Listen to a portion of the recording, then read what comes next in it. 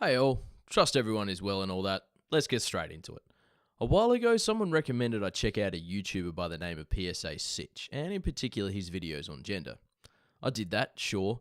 Guy has some strong opinions, the sort of opinions I do often feel a need to argue against. To be honest though, I didn't find much that you can't easily find good refutations for if you're at all looking. As well, said refutations are often coming from trans and non-binary people, and there's usually more validity in arguments coming from those folks in regards to discussion of the experiences and identity of those within those groups. So I left it alone.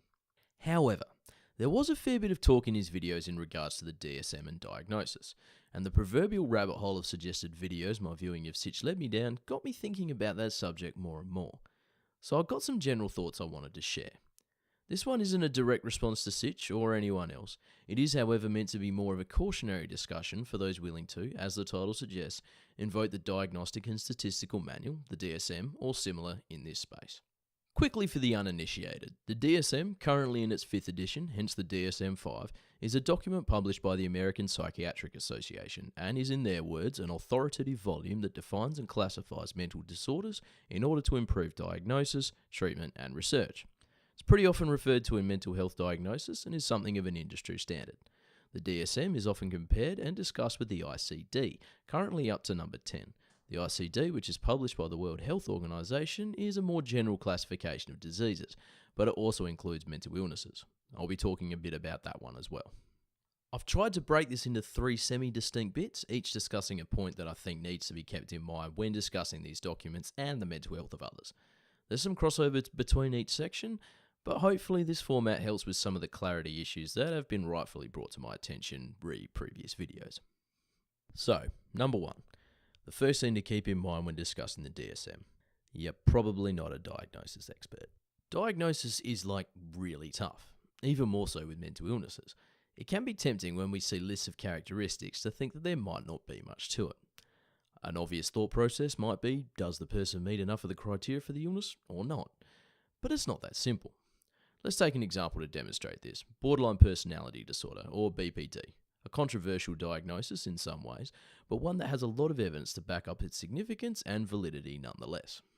Here's a list of the criteria for BPD, as published in the DSM-4, with a statement that BPD is indicated if 5 or more of said criteria are met. Seems pretty simple so far, but let's examine some of those criteria. Number 1 is a frantic effort to avoid real or imagined abandonment. Now, what is frantic? I mean, we have an idea of what that means, but there's no objective measure for being frantic, is there? As well, note that this is an illness setting in during early adulthood, i.e. adolescence. That's a period of some pretty significant emotional upheaval for a great many of us. And without social skills to deal with rejection, for example, we can all imagine this happening at some point in our own lives, I'm sure. Does that mean that at some point we met a criteria for BPD? Hard to say. Let's look at some more. Number 3 is identity disturbance, a persistently unstable picture of identity or self. I mean, describe adolescence in a nutshell. You could say the same for number 4 too, so I'm starting to think that maybe puberty is arguably a mental illness at this point. Number 5 is recurrent suicidal behaviours. Okay, but that can also be a symptom of MDD and a bunch of other illnesses as well. Same for some of the other criteria listed here too, so a person could be forgiven for wondering, which illness are we actually discussing? Look, let's leave it there. The point is, the evidence supports the existence of BPD as an illness, and one in need of intervention and treatment, but at what point do we decide to pathologise our observations? At what point even do we tick off a box for one of the criteria? And how much of these criteria overlap with other illnesses that might form a more appropriate diagnosis? None of this is that clear. It's for these reasons that mental health diagnosis, especially that of complex disorders, is ideally a long process of observation, discussion, and consideration of the benefits of diagnosis, if any, to treatment and support. It needs the input of health professionals who have the field experience needed to determine what constitutes something worth pathologising. Mental health diagnosis is highly personal and individualised, and so also needs the inputs of patients themselves, who are the ones describing their experiences as used in diagnosis processes.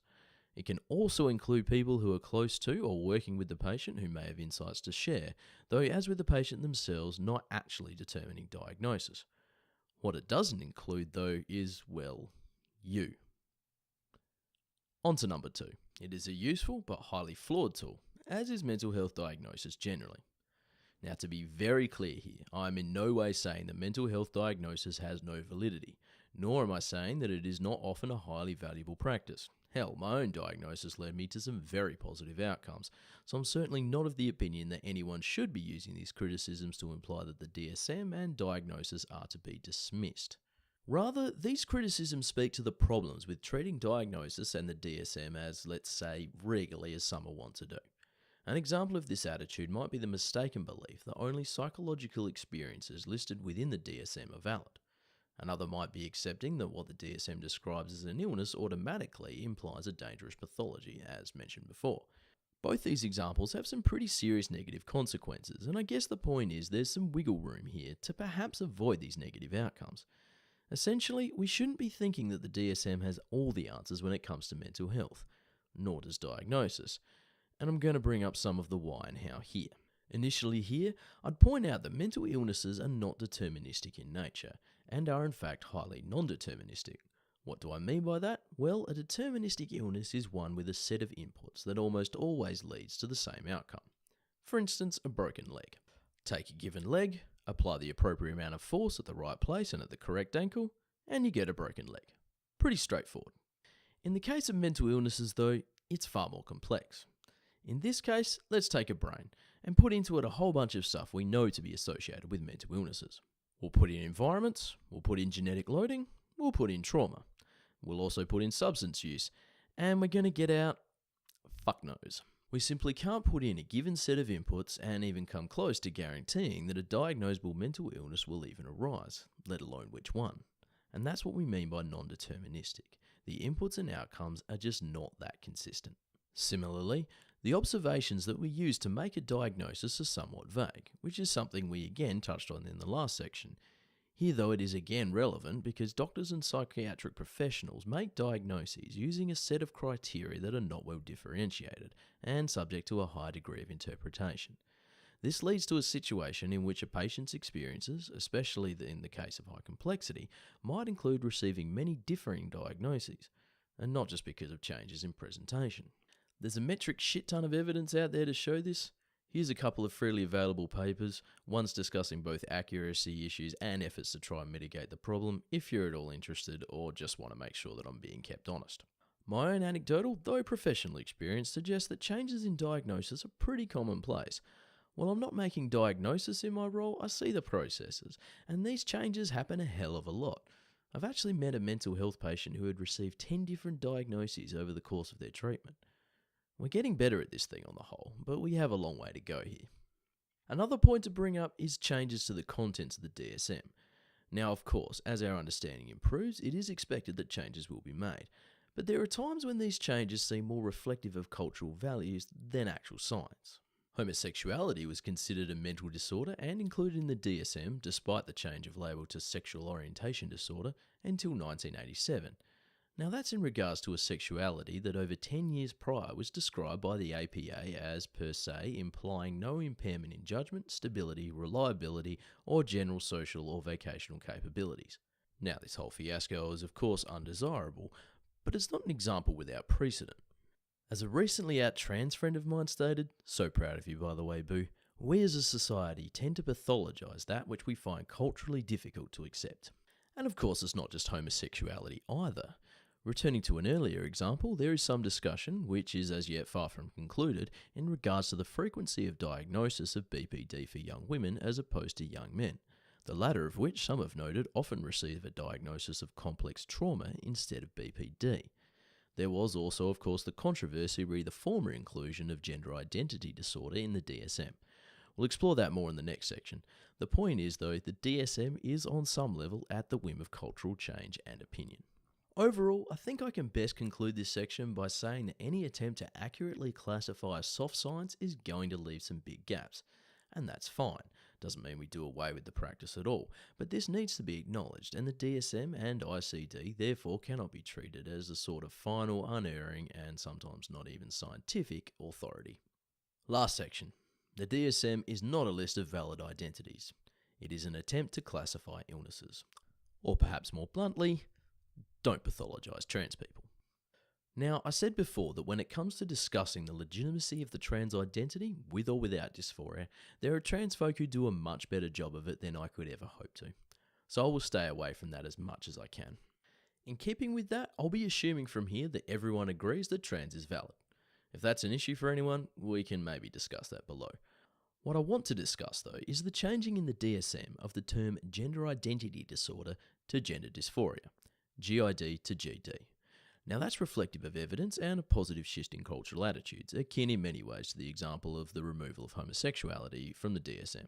The change from GID to GD, though, is a really good thing for some pretty clear reasons. Flicking up now are examples of papers concluding that supported trans folk who experience affirmation of their gender identities from their community experience better health outcomes than the converse. It is often stigma and the mountain of shit that comes with it that creates poor outcomes for people, not the identity per se. Same as the older example, being a gay person doesn't mean you'll experience issues in and of itself. Society has, with trans persons, again pathologised something it found hard to accept culturally, and that's reflected by the data we have since collected. As such, it makes sense to remove the word identity from diagnosis in this case. Now, to digress just a touch, in terms of GD, that diagnosis and or associated symptoms might necessitate some pretty serious medical intervention, which I do of course recognise needs the input from health professionals before decisions are made. I would again remind people that a la other diagnoses, that doesn't include those of us looking in from the out. But in saying that, I do feel like the GD diagnosis might still hold some validity and purpose when it comes to supporting trans folks and assisting with determining treatment. I'm a fence sitter on this one, to be honest. Again, not trans, so my opinion is a bit mute, but nonetheless there seems to be a strong case for and against here. There are those like Robin Rosenberg who make the case that even dysphoria is a result of cultural expectations of what a woman or a man is, implying to me that dysphoria as diagnosis isn't necessarily needed. Though that is challenged by others, including some trans folk. I've heard some argument for dysphoria to come under the umbrella of body dysmorphic disorder to remove the significance of the gender component, though again, challenged. What I do know is that if we keep GD as a diagnosis, well, it doesn't mean trans identities are indicative of a mental illness all by themselves. It also doesn't imply the path to being legitimately trans. But yeah, dodging that one as much as I can. The important point I want to make here is that including identity-based illnesses, air quotes, in the DSM and the ICD has led to furthering of the stigmatisation of those with trans identities. For example, this paper right here recommending changes to the names of illnesses and their associated criteria in part to clarify and keep our tools in line with evidence and understanding, but also to reduce said stigmatisation and support the health of trans people. The point was and remains, the DSM is called the Diagnostic and Statistical Manual. It was meant to be about setting criteria for diagnosing illnesses, nothing more. It should never have included any illnesses based on identity alone, and now it has at least one less. Hopefully the ICD will follow suit in removing things like the criteria for transsexualism in the near future. We'll have to wait and see. Anyway, to summarise, the DSM, use with caution if you're a diagnostician. If you're not, don't use it at all. That's me for today, crew. Hopefully my positions were a bit clearer than they have been before. Thoughts, comments and corrections from the well-intentioned welcome as always. That was Yeah Nah. Thanks for watching.